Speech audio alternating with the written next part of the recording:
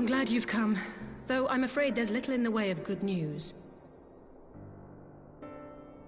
After you left, we reached out to both the Alchemists Guild and Stillglade Fane and attempted all manner of treatments. But the results were always the same. Whatever the answer is, it's not alchemy or conjuring. Why did it have to be Y'shtola and Urianger and not me? Out of all of us, they are the ones who could feasibly have solved this puzzle. And Alphino's still missing. God, it's all going wrong. Where do we even start? A grave situation indeed. Might I be of some assistance?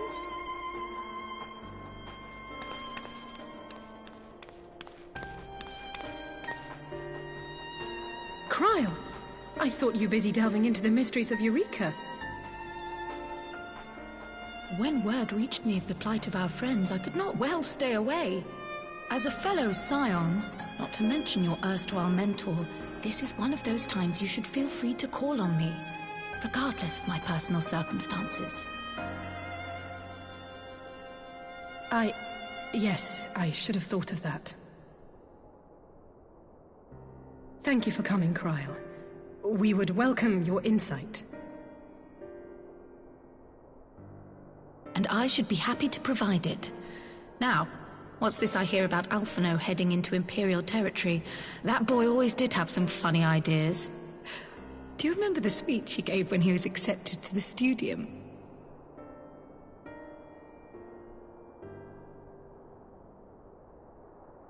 My life's goal is naught less than the salvation of this star.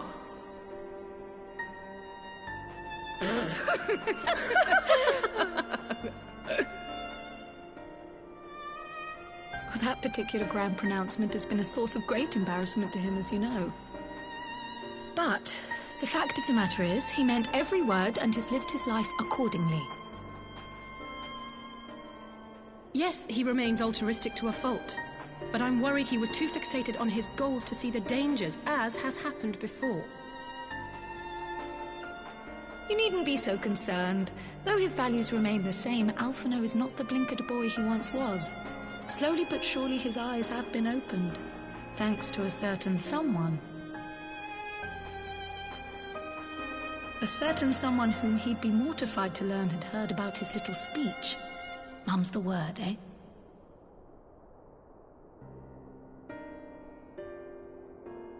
Right, I'd better have a look at our patients. They're in the infirmary, I assume. I'll need absolute quiet, so it would be best if I did this alone. If you'll excuse me.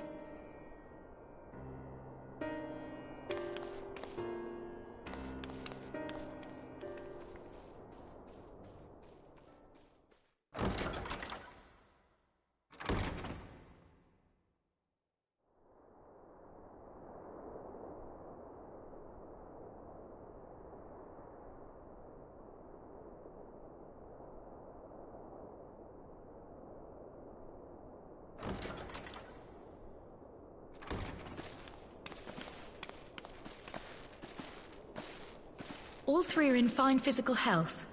At a glance, I would say they were merely sound asleep. Except for the fact that I couldn't sense the slightest trace of them in their bodies. It's as if their souls have taken leave of their physical forms. Ah, yes. The Elder Seedseer made a similar observation. I've read the report. When you heard this mysterious voice, you described feeling as if you were somewhere else, yes? If we assume the ether which comprises your essence is being drawn to some other place, then it may be possible to follow the trail it leaves behind, just as we did in our search for Thancred. I wasn't around for that, but I can't imagine it was easy. Oh, it wasn't. But that's no reason not to try. I will have need of Master Matoya's crystal eye if I'm even to make the attempt. So I suggest we pay her a visit.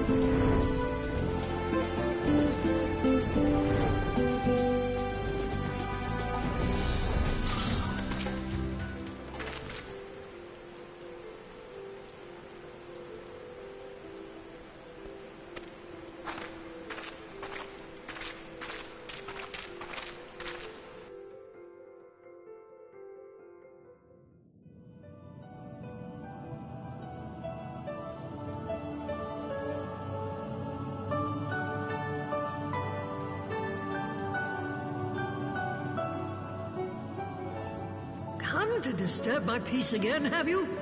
I hide myself away in a cave, and still you people insist on pestering me with your problems.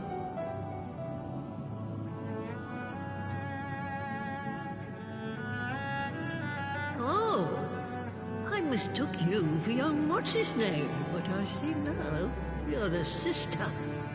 Weren't you supposed to be the lively one?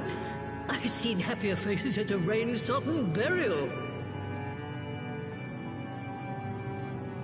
Well, I'm sorry to dash your expectations, but the situation isn't exactly conducive to gaiety. Ha! That's more like it.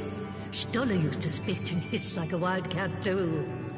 Better for a young thing like you to be filled with fire and leave the doom and gloom to your elders.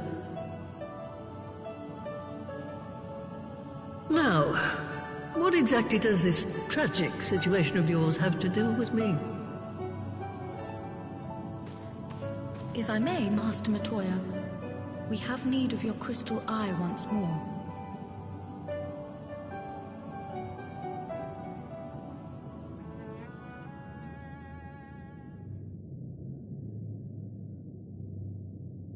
And Stoller is one of the afflicted, is she? Very well. She may be an ungrateful stray, but she's my ungrateful stray, and I'll not see her buried before I am.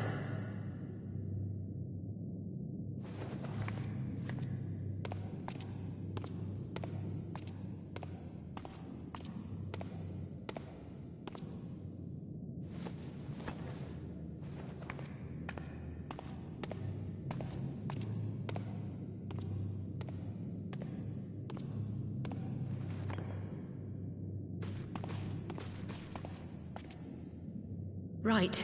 Let us see what we can see. I'll begin from where our friends first fell, and cast my senses out from there.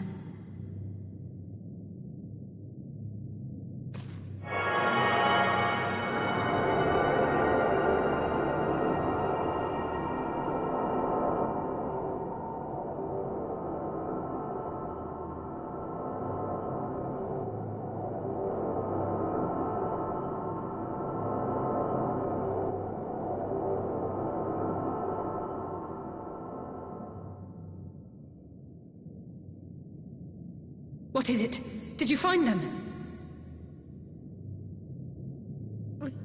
This doesn't make sense. How is it even possible? How is what possible? Kryl, what did you see? The threads, they just ended. And no, I didn't lose track of them. I followed them as far as they went. It's as if they were cut off. Could their ether have dissipated? If it had, oh gods! Their bodies are just husks. It's like the broodmother's daughter all over again. No, this is different. The Kalyana girl was already dead, body and soul, when Lakshmi effected her resurrection. Aye, let's not jump to conclusions. If their physical forms yet breathe and show no signs of wasting, then it follows that their souls must still be intact somewhere. But where? That's the question, isn't it, girl? Death has not taken them to the ethereal sea, yet there are no tracks left for us to follow.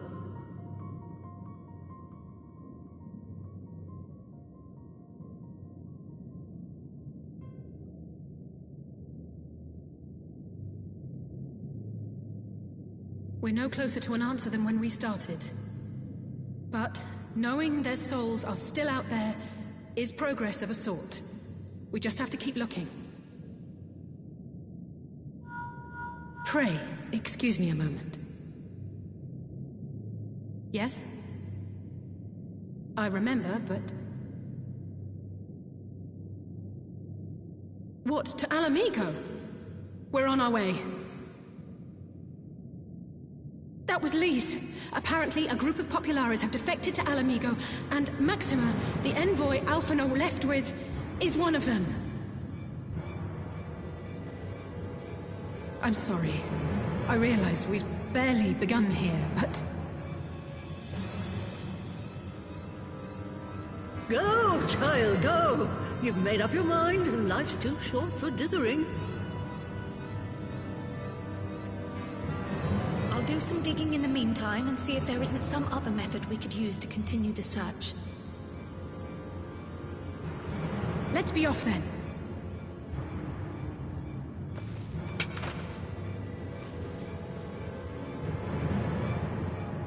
Oh, not again.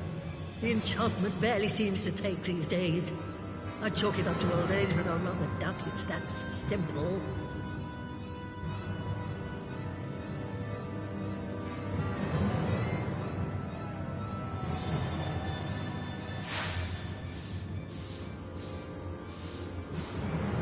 Before they took ill, Y'shtola and Urianger were sharing notes on a thinning of the ether. It seems to be happening all over. Does it now? And here I was, all set to blame my woes on that creaking mountain of refuse clogging up the Thaliac. I fear something has gone awry. Still, there's naught to be gained from starting in shadows. You can only do what can be done, and that but one thing at a time.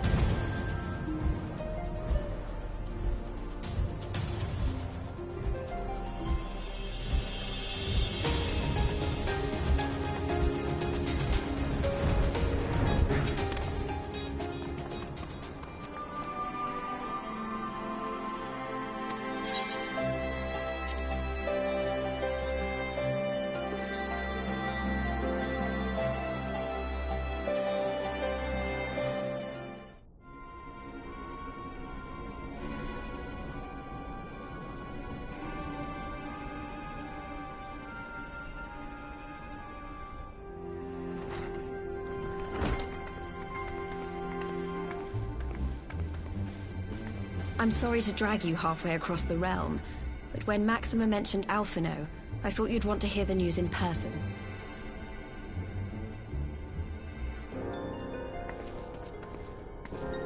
Ah, we meet again.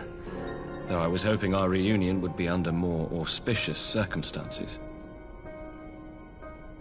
What happened to my brother? Where is Alphino? Never fear, my lady. Your brother was in fine health when I took my leave of him, and I have no reason to assume that has changed. You assume? If you will allow me, I shall endeavor to explain events. Our troubles began not long after we departed Doma. While crossing the burn, we were fired upon by the Emperor's personal guard and forced to make an emergency landing. As we stumbled from the wreckage, our attackers fell upon us again, and we would have perished there and then were it not for the intercession of a third party, a band of mercenaries whose leader claimed to pursue a vendetta against the Ascians. This shadow hunter, as he styled himself, then escorted us out of the wastes to relative safety. Upon arriving back in civilization, I gathered my Populares colleagues and prepared to flee the Empire. Master Alphino, however, declined the invitation to join us, preferring to continue his investigation into the Ascian threat.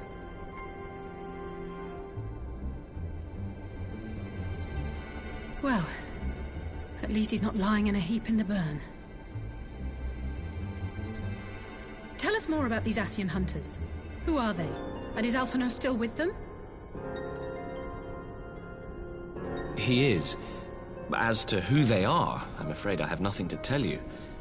Beyond the fact that they root out and destroy Ascians, they were unwilling to divulge anything which might serve to identify them. They would not even reveal their next destination. But Master Alphino asked to accompany them all the same. Since parting company with your brother, we've been engaged in a game of cat and mouse with the Emperor's guard. We made our way through province after province, finding the army busy restoring order wherever we went, until we finally arrived here in Alamigo. I cannot thank Commander Aldin enough for giving us such an unexpectedly warm welcome. I'm not inclined to turn away refugees, no matter which land they call home. And if they can tell me how things lie in Garlemald, all the better. On that subject, there is much I would tell you. During the course of our journey, we heard tales that an entire rebel army had been slaughtered in the space of a single night. It would seem my former comrades grew tired of putting down uprisings in the conventional manner, and chose instead to bring a formidable new weapon to bear.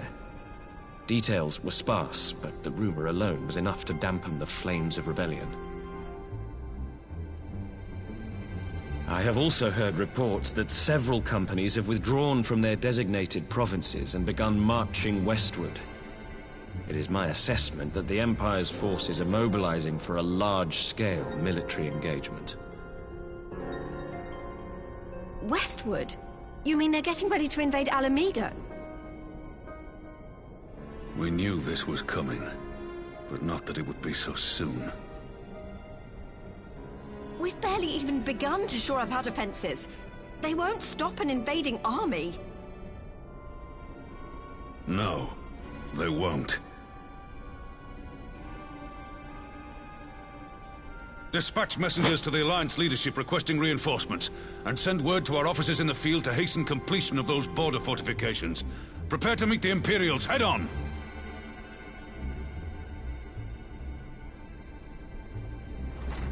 No matter how quickly we act, we still want for time. When the enemy comes into view, our best recourse will be to open negotiations with their commander, and see that the ensuing proceedings take as long as possible. Would you and Alize head to Doma and let Lord Hier know about this? I'm sure he'll want to hear about Alphino too. Consider it done. We'll send word when...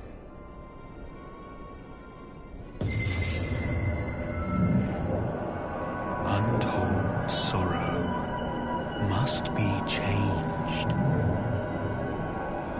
Ahead looms a calamity. Eon become instant. Throw wide the gates.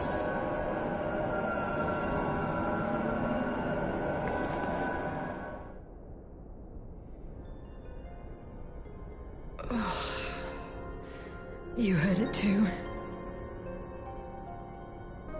Well, at least we're both still standing. Oh, thank the gods. I thought we'd lost you for a moment there. Why does this keep happening? I wish I knew. Nothing we've tried has brought us any closer to an answer. We'll keep working on it. But first, we need to go and see Lord Hien.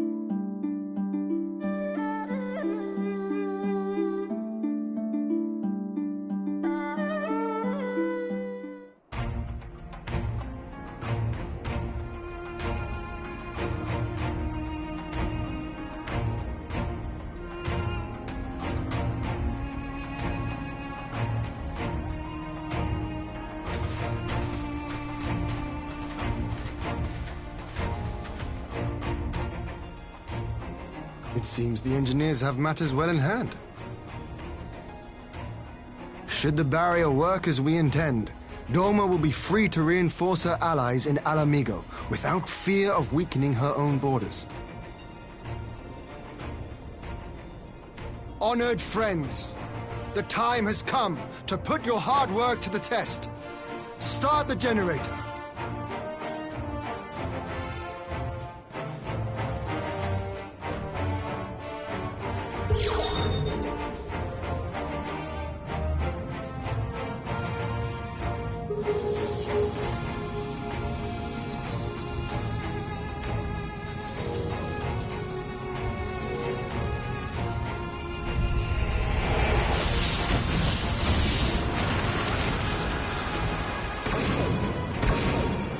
Node 1 is operational.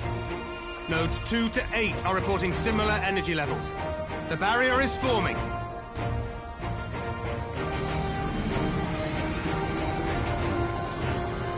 $1,000 yards. 2,000.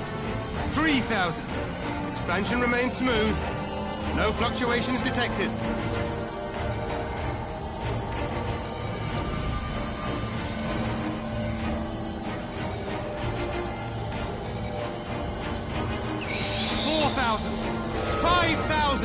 Target altitude reached. The barrier is holding steady at 5,000 yards. We've done it.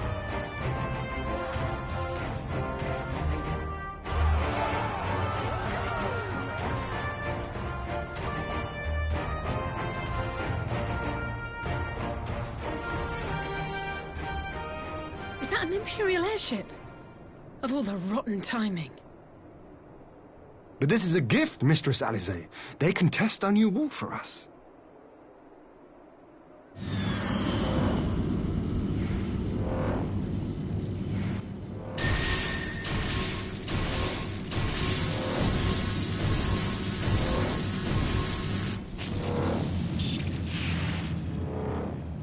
Seems solid enough, though I was hoping for a fireball.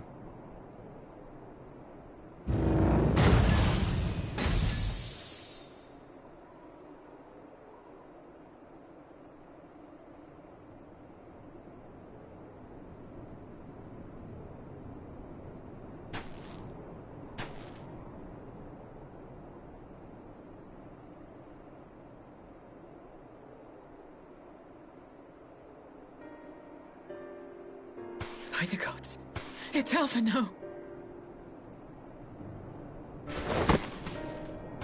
What are you? Let me go! He has my brother! Lower the barrier!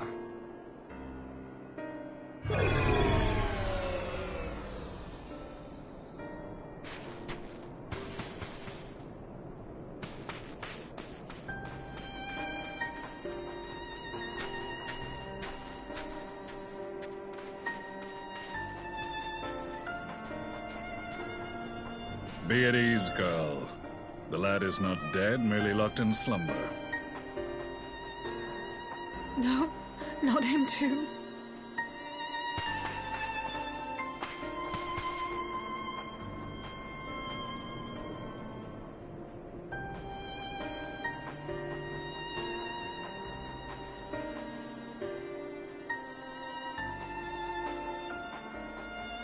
We could identify no cause and found no remedy. Thus I sought to return him to Doma, and into the arms of Lord Hien himself, it would seem. It is a day for fated reunions. Would you not agree, adventurer? Or should I address you as the Warrior of Light?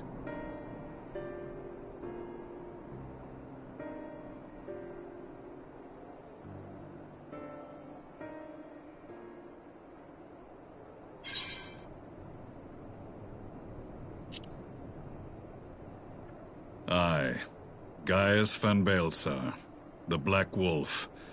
That was the title I was given, one I have long since relinquished.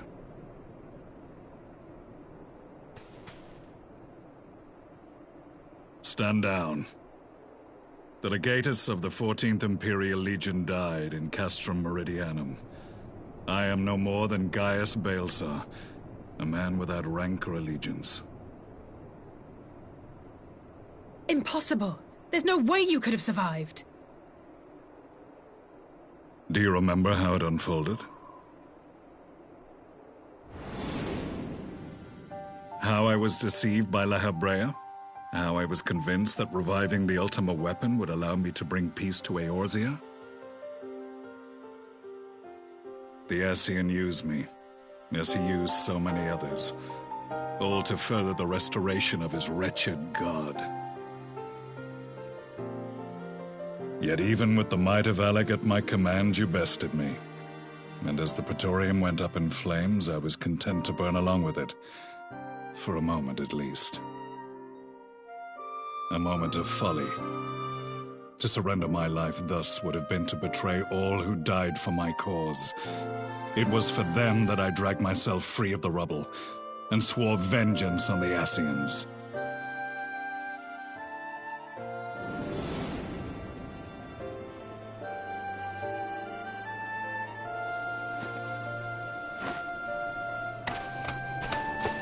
The Black Wolf has shed his pelt, never to return to Garlemald or her legions. I live now only to exact revenge.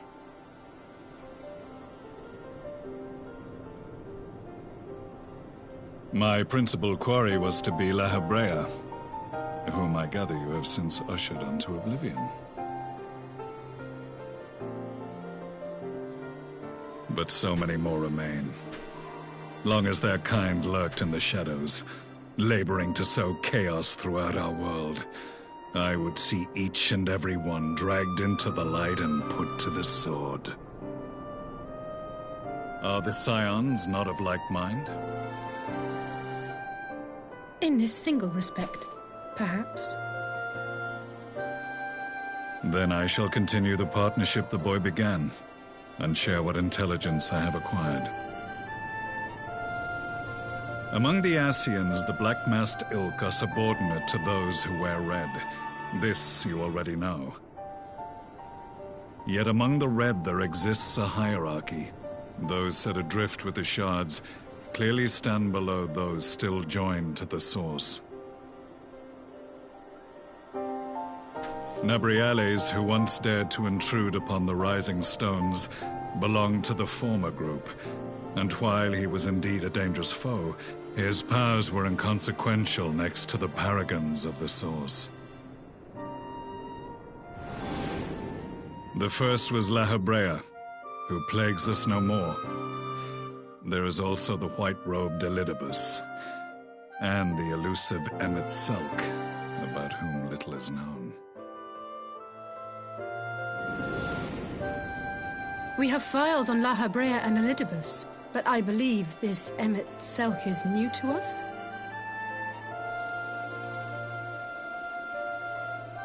As I assume my brother told you, we have evidence to suggest that an Ascian now walks in the body of the Crown Prince.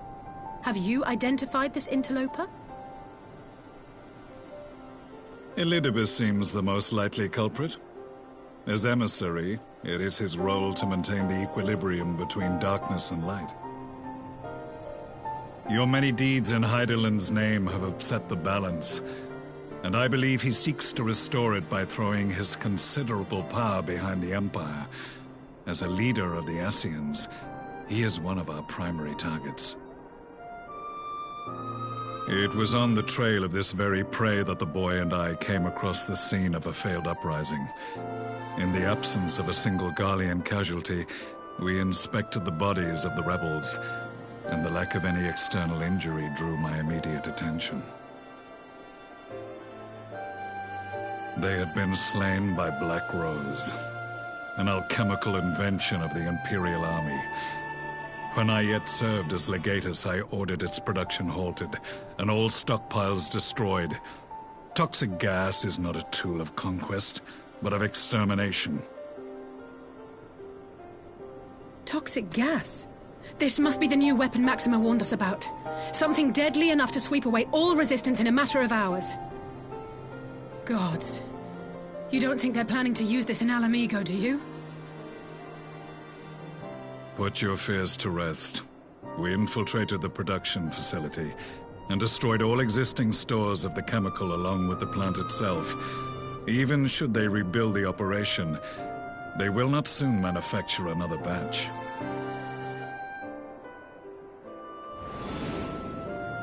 Regardless, I would draw your attention to a directive we discovered in the plant's records. The document was marked with a recent date and authorized with the signature of one Zeno Galvus.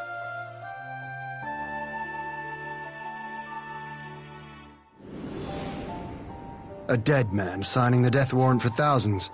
'Tis bad comedy.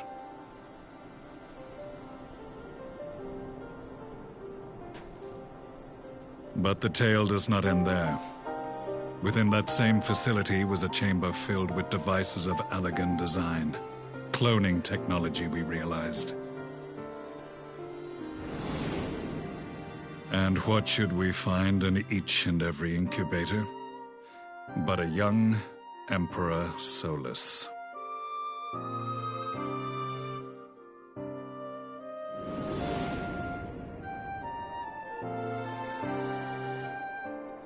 All of which prompts the question, were the Ascians responsible for these abominations, or was it the will of the Emperor? I must know which hand guides the Empire. Though I have given up my rank, I am yet a son of Garlemald, and I will fight for the future of my homeland.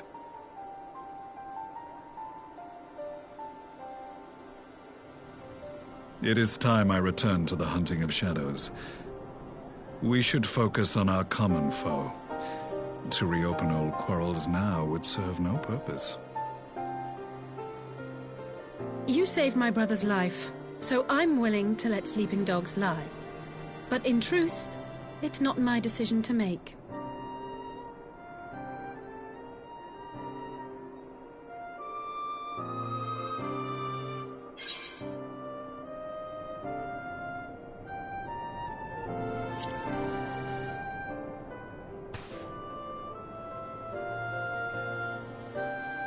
There was a time when I scorned those who placed their faith in false gods, even as I, in my blinkered conviction, place mine in Ascian promises. Unlike yours, my strength of will and my restraint was found wanting. We shall meet again, warrior of light.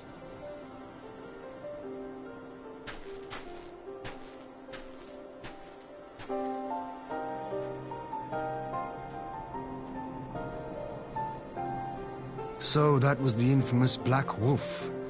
An unexpected ally, to say the least.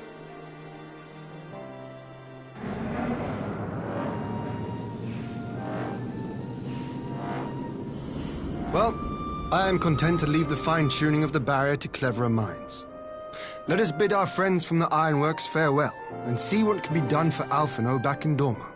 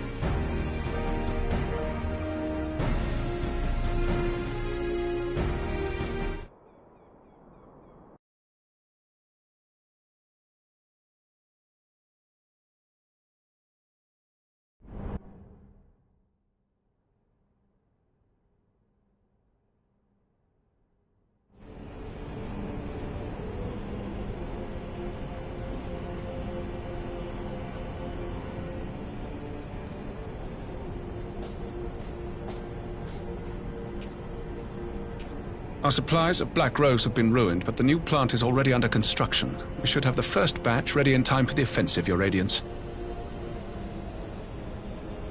See that you do.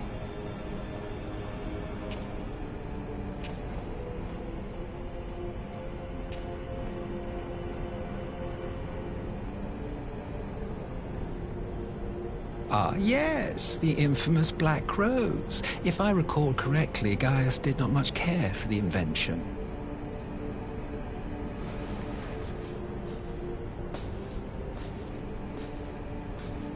A ruthless and indiscriminate weapon indeed, this airborne poison. It seems you are capable of making decisions worthy of your bloodline. With no gift for sorcery, we Garleans must look to Magitech to even the odds. If it spares the needless deaths of our soldiers and serves the cause of this empire, there is no method I would not employ. How very noble of you. Truly, though, I must commend you for embracing your role as Emperor. You play the part of the determined ruler well. Sometimes even I catch myself believing.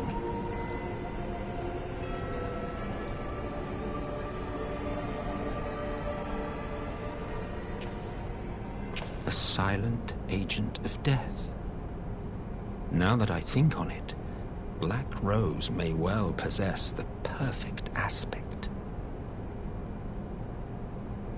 Slowly but surely, the deluge of light has worked upon the ether here in the source, and the gas should be most susceptible to its influence. Well, I shall leave you to your own devices. Go forth and bloody the land with your grand and glorious war.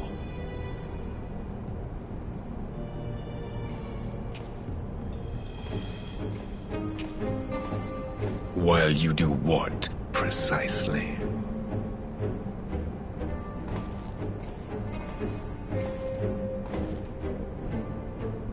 Need you ask? I will be doing what all Ascians do. I am well aware that your kind exists only to usher in the next calamity. But you seem oblivious to the harm your singular agenda causes to the Empire.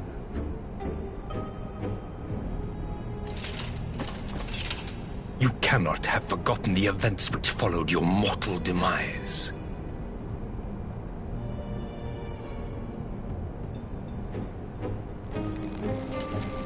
Our homeland was plunged into a civil war for your failure to name a successor.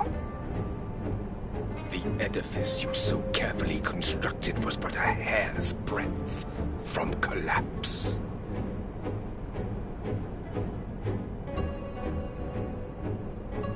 Are you truly so naive? You thought me oblivious to the consequences of a departure so painstakingly timed? It was by design? Well, of course it was. Though I will admit the resulting panic exceeded even my wildest expectations. But how can you be surprised? Throwing the world into disarray was the very purpose for which this nation was, as you say, so carefully constructed.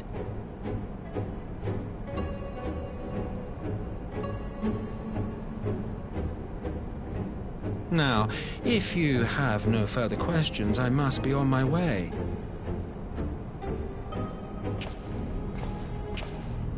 Since we may not meet again in this lifetime, it would be remiss of me not to offer a word or two of gratitude. I really must thank you for this surplus of vessels. I can mold any host into my own image, but having bodies tailor-made for me in this fashion is so much less tiresome. You dabbled in Allagan cloning techniques, yes? It certainly is a compelling, not to mention entertaining, field of research. And of all the options available, you chose the Founding Father on whom to experiment. You have a twisted streak to you, Varus, like grandsire, like grandson, hey?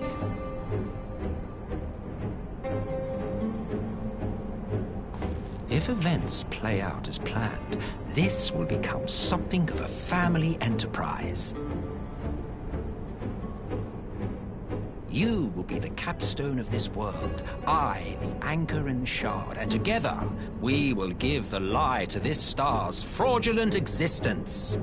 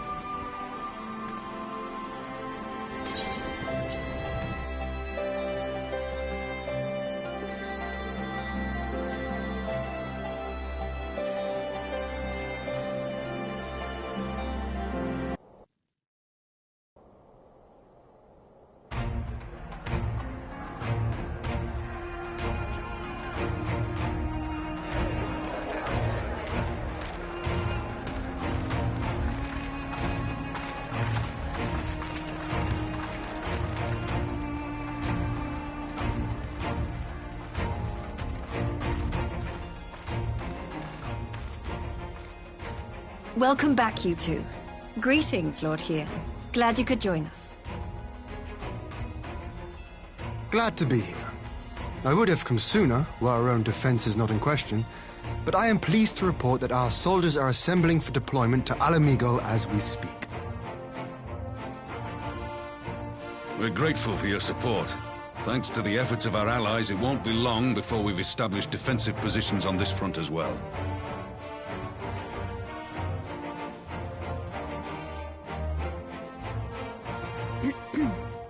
We have some good news, too. Alphino has come back to us. As for the bad news...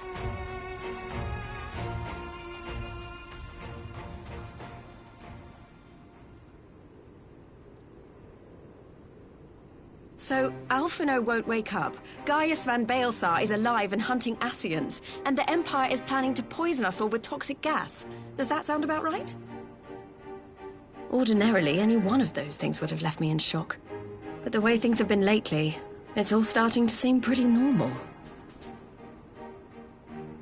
Getting back to your report, are we sure this Black Rose is the weapon Maxima was talking about? It fits the description. And it seems we have Alphino to thank for sparing us an early demonstration of its effectiveness. I have a feeling this won't be the last time his bravery in the Empire will serve us here in Eorzea. The threat of an unknown weapon has had us all on edge. But now that we know what we're dealing with, we can take steps to defend against it.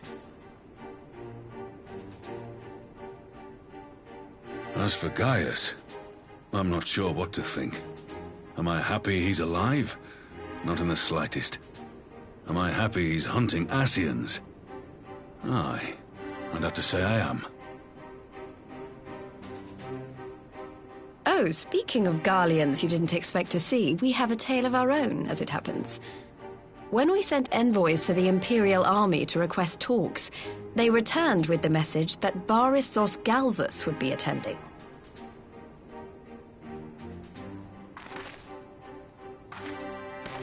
The Emperor himself. Well, Varys did sanction the Popularis peace mission.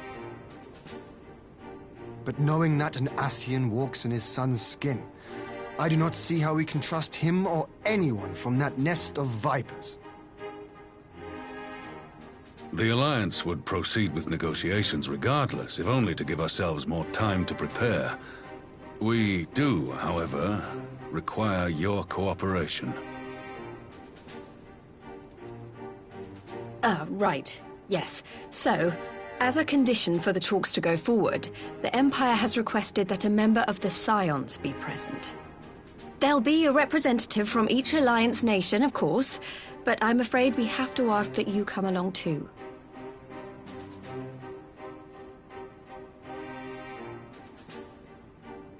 Gods, Lise, you know how much I hate politics.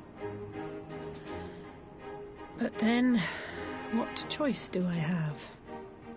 Alphino and the others aren't going to do it. Very well. I shall attend as the Scion's representative.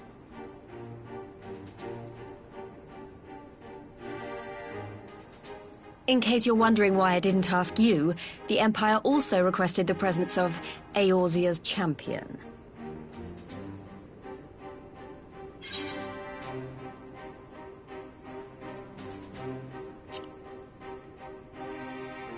Oh, you're not, are you?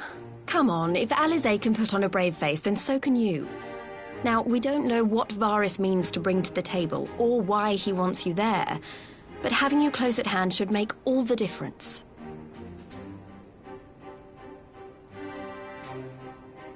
The meeting will take place on the border. Anticipating an early assault, we mean to position the bulk of our forces nearby. The Alliance leaders should already be on their way. Once you're ready, we can head out and join them.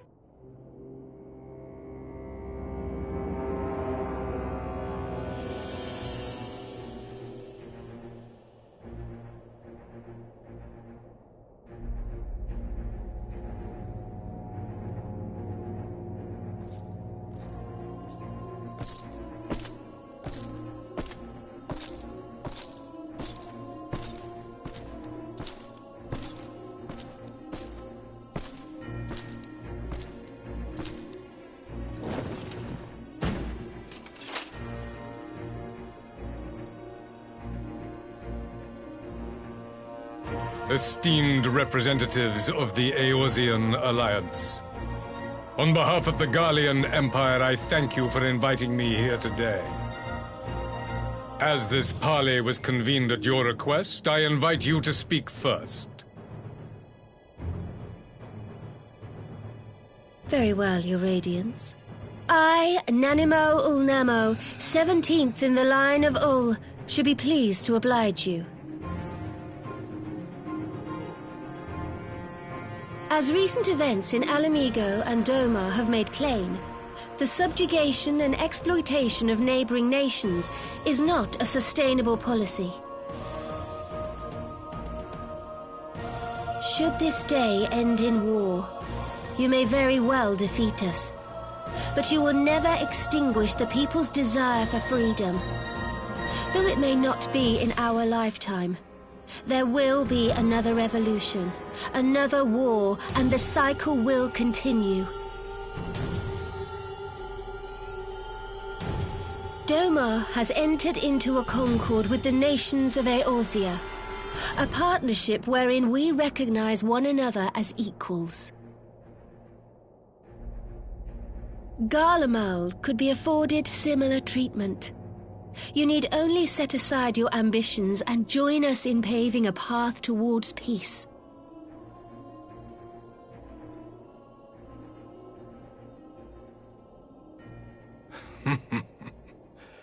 You will not win me over with sophistry, Your Grace.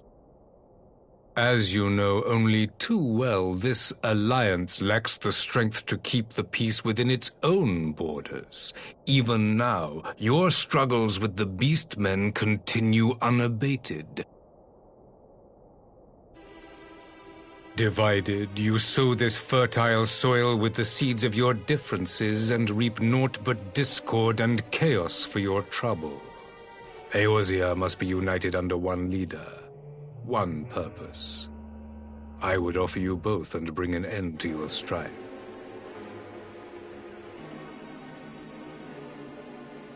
With all due respect, Your Radiance, the only thing that you offered the people of Alamigo was fear and hopelessness. The citizens of Dorma can also attest to the meager arms of Imperial rule. There is no purpose to be found in a life of oppression, each day more uncertain than the last. Our people are willing to die for their freedom. A great many already have, and countless more will, if we don't put an end to this madness here and now.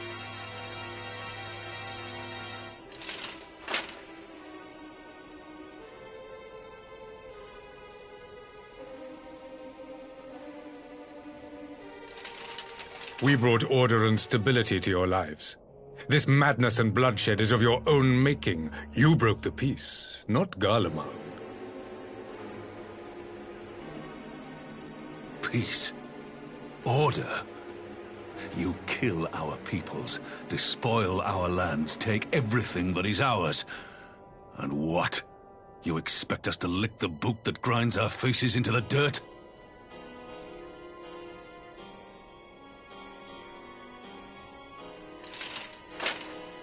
I expect you to weigh the costs, to recognize that countless lives have been lost on both sides in pursuit of a greater good, and to not squander all we have achieved in a fit of petulance.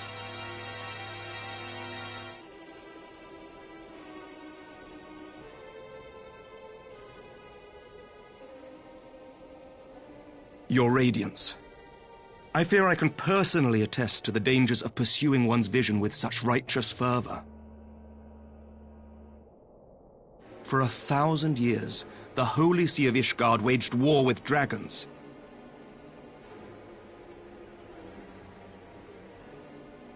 A 1,000 years of sacrifice, of sorrow and hate, in which we bathed in the blood of friend and foe alike. Had it gone on any longer, we may well have drowned. Yet we have chosen to raise ourselves out of this bloody spiral, and have since made peace with our former enemy. So I understand. No doubt the dragons were more receptive to your overtures in the wake of their leader's demise.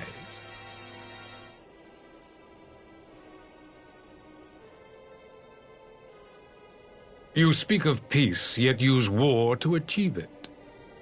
Your father would not have bothered to obscure his intent with honeyed words. He understood that strength is all that matters in the end.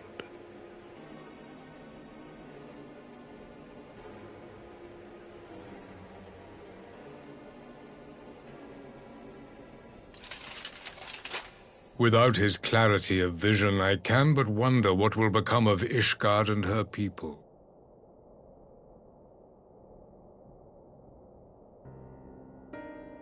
There was a time when Garlemald, too, lacked a leader of conviction. Weak and unable to wield magic, we were at the mercy of the strong, from whom we sought refuge in the bitter cold of the north. Were it not for the discovery of ceruleum and the subsequent development of magitech, we might never have gained the power to take back that which was rightfully ours.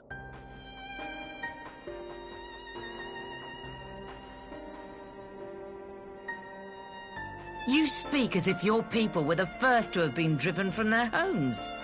Limsa Lominsa was built by wayward souls in search of a place to call their own. On the shores of Vilbrand we found it, and from those humble beginnings did we grow and flourish. And all without robbing our neighbors of their liberty.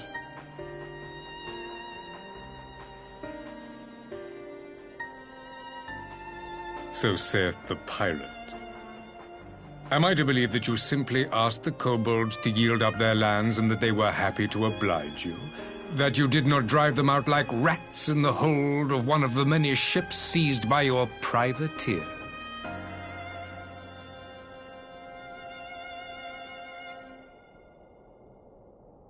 I will concede that after centuries of exile, reclamation may be mistaken for invasion.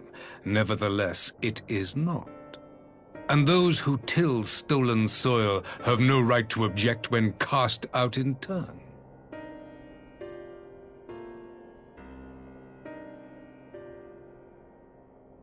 Your uncompromising nature rivals that of the Ixal. They too lament circumstances which they themselves perpetuate. Were they but to embrace peace, we would welcome them with open arms. Indeed, some few have done just that, and now receive of the Twelve's Wood's bounty. Would that your people might learn from their example.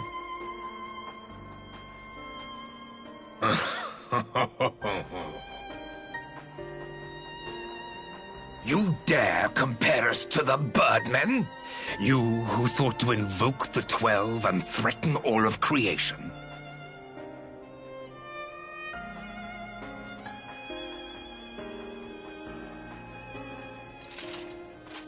I came here in the hope of finding some speck of common ground, but I see now these discussions will accomplish nothing. Despite what you people may believe, I am not wont to choose the sword over the olive branch. 'Tis but a pity men are loath to accept one without first being shown the other.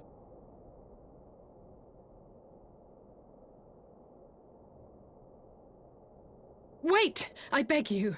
This meeting was supposed to be a chance to find a way forward together, not to bemoan the missteps which brought us here. Please. If you truly consider violence a last resort, there must be a way we can come to an agreement.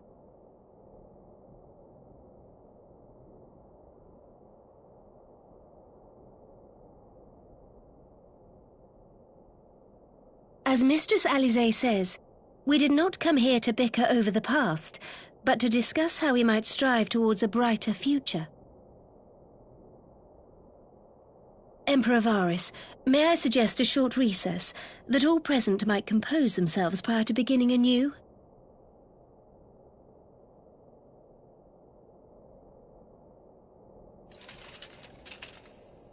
Very well. I pray this intermission will suffice to move these talks in a more constructive direction.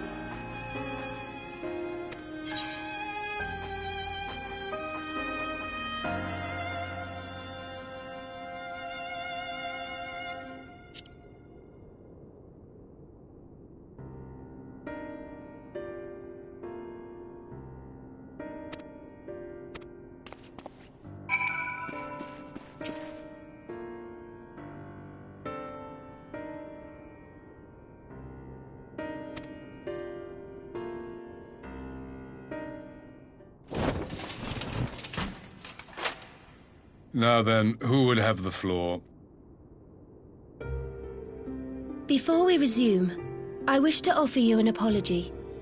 After you graciously accepted our invitation to discuss an armistice, we have done naught but rebuke you at every opportunity. I believe I speak for all of us when I say we are deeply sorry for our discourtesy.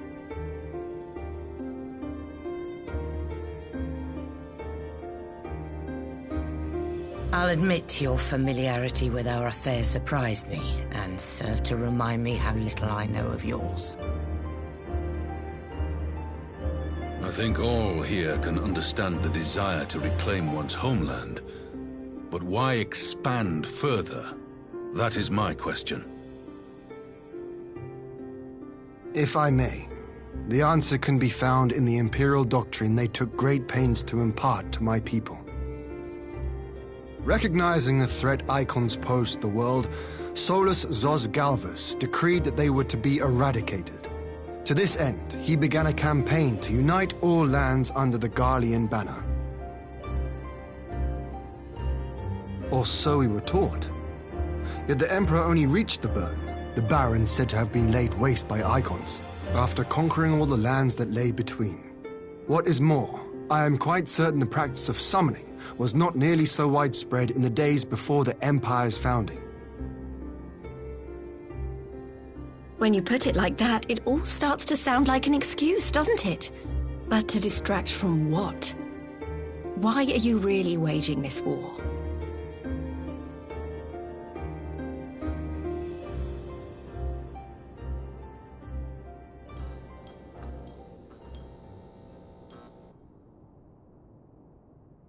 Finally, you ask the right question.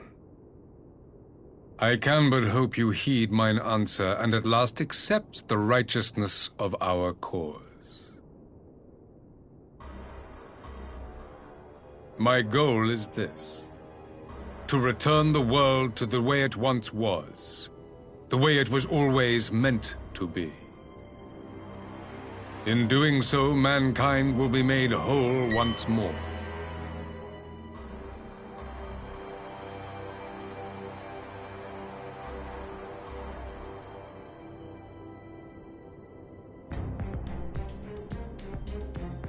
No longer will we suffer from the dissension born of our differences.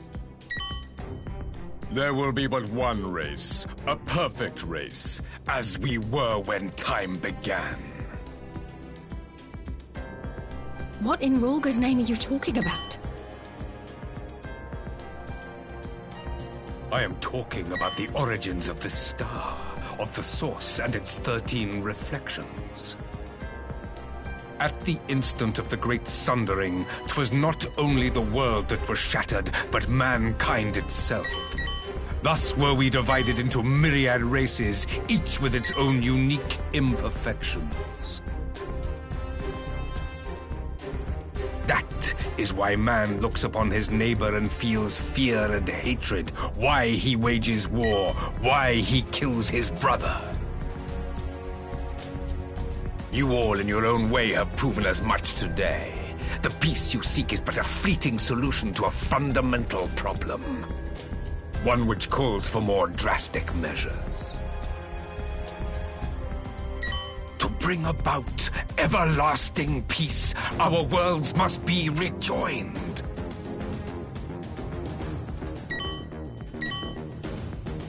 That is the goal the Empire would see realized. The glorious future unto which we shall one day shepherd mankind.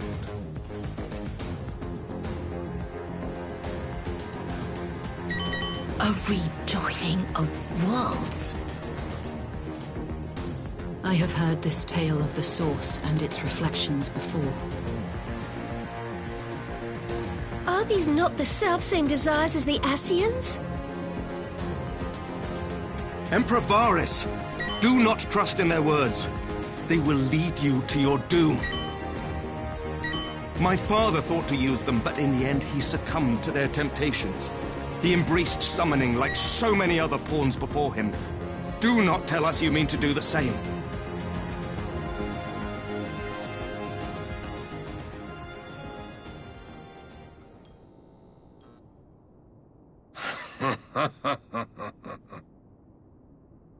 To be a pawn, free from the burden of choice, would be a blessing.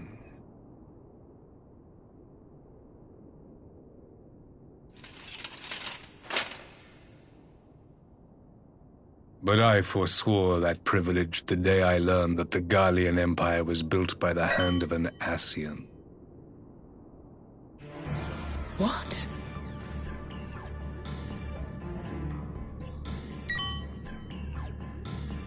Yes. My grandsire, the former emperor, is of their number. And who better to build an empire capable of bringing about the calamitous change we desire? Would you condemn me for this alliance, for bowing to the will of these shadowy masters, when the prize is true and lasting peace?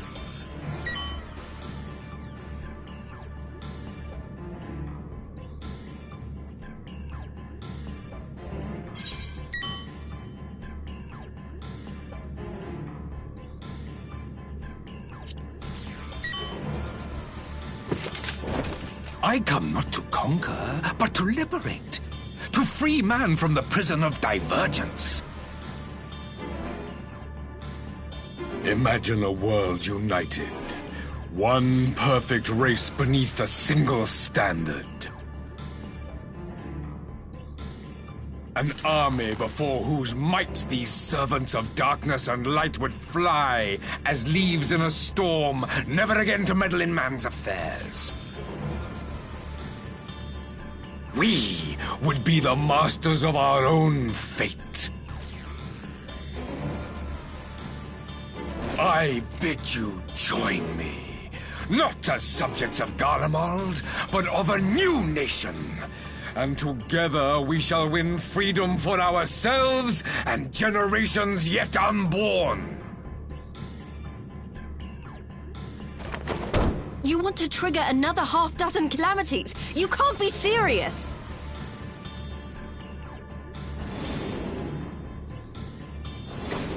Have you forgotten how many died? There will be no one left! Do you truly imagine we would aid you in your bloodletting? It is unthinkable! Unconscionable!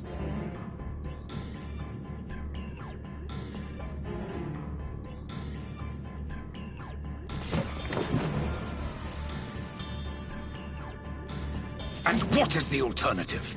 To be as cattle waiting for slaughter? I would have us work together that we might take fate into our own hands.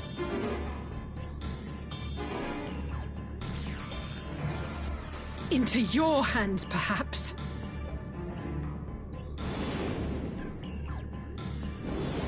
But what of the other worlds, your radiance? With every calamity, you obliterate a star and every soul that dwells on it.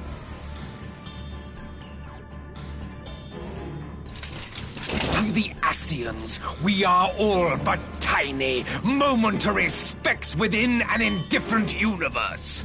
We cannot hope to oppose them until we have been made whole once more.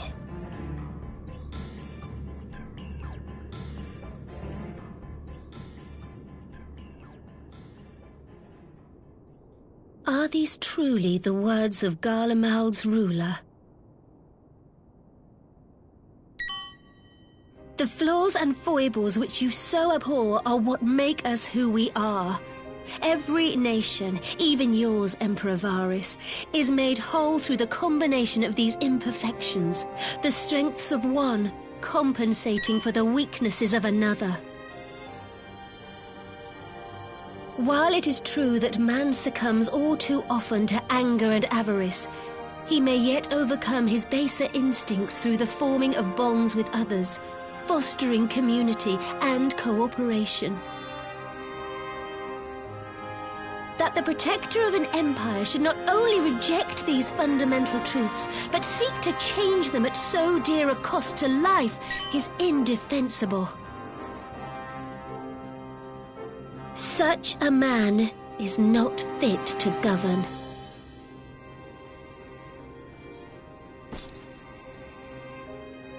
And you, Warrior of light, would you refuse me as well?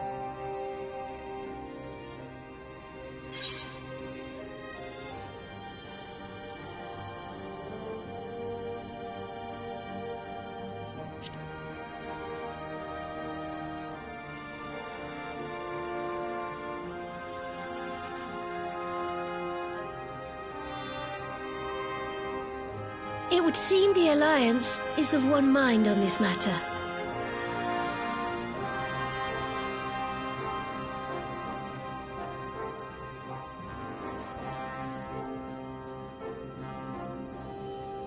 You Eorzeans never cease to disappoint me. Though I suppose I have only myself to blame for expecting more from savages. This discussion is at an end. I bid you make ready for our next meeting. It will not be at the negotiating table.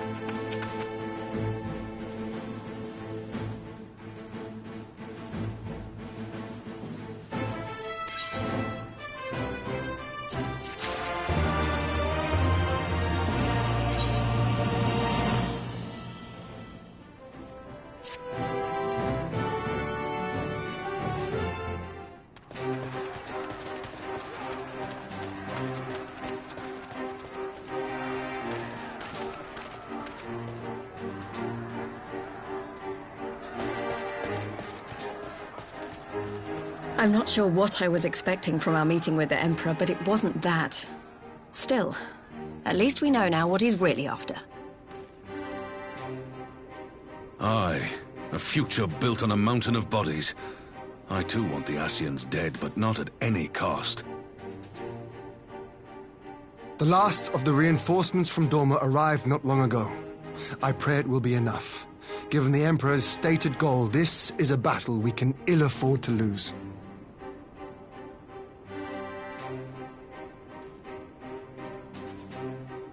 If the Garleans come in force, we may not have much say in the matter, even with our combined strength.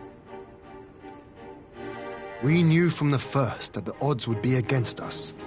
But if there is even the slightest chance of victory, we must do everything in our power to seize it.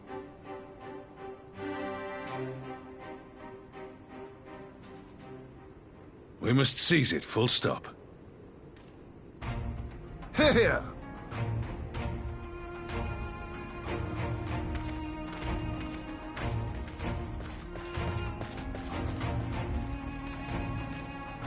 The two of you are to join an irregular unit and support the main host. I won't bother asking if you're minded to fight. After coming this far, how could I not? And for once, there's no one around to countermand me. Not that they would. Not even my brother. But we all know who really make the difference. Ready to frighten some Garleans?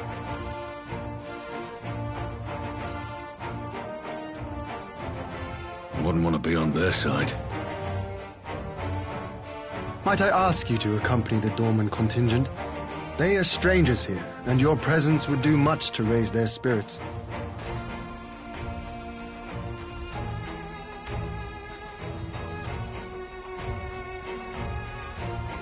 We would be honored. When our people stride out with you in their midst, I dare say the Eorzeans will feel an ilm taller themselves. High spirits have a way of spreading. What I wouldn't give to join you. But my duties as field commander will not allow it. I'll leave the front lines in your capable hands.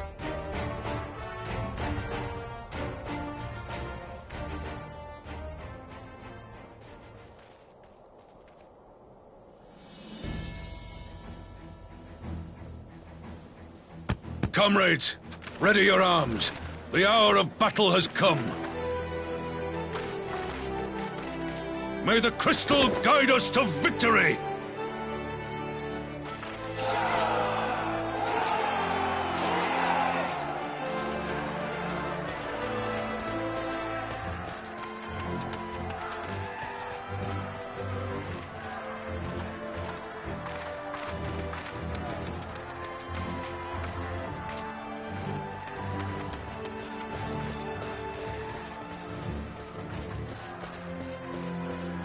Since the others couldn't be here, we'll have to fight twice as hard. If Alphino wakes to find the Imperials have won, I shall never hear the end of it. It's strange. I thought I would be terrified when the fighting started. I should be terrified. But with you at our side, I can't help feeling everything is going to be all right.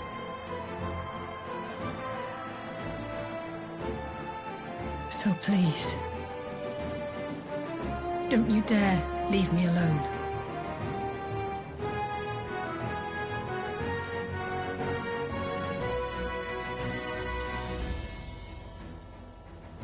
No matter what happens, we have to survive together.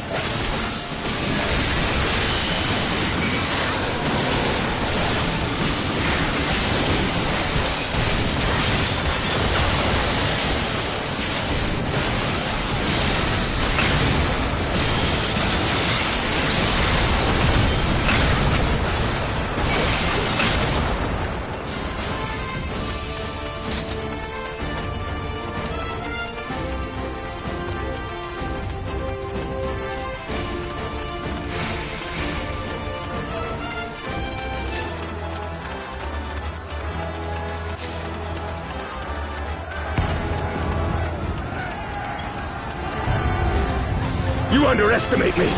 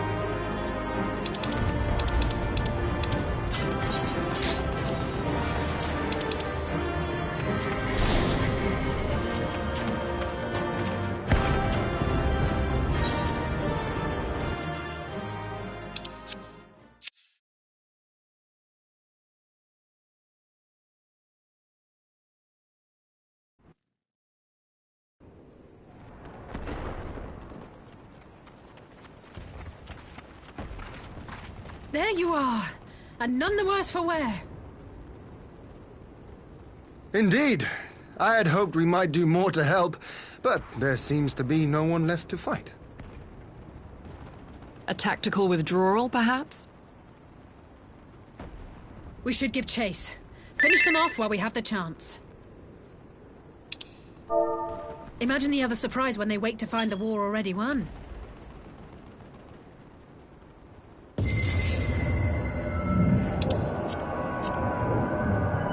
The light will expunge all life. Only you can forestall the calamity. Throw wide the gates. No! No! No! Not... like...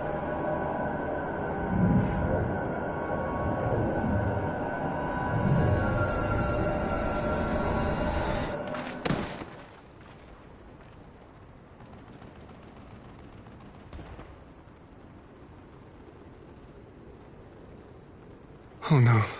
Don't tell me. Are you all right?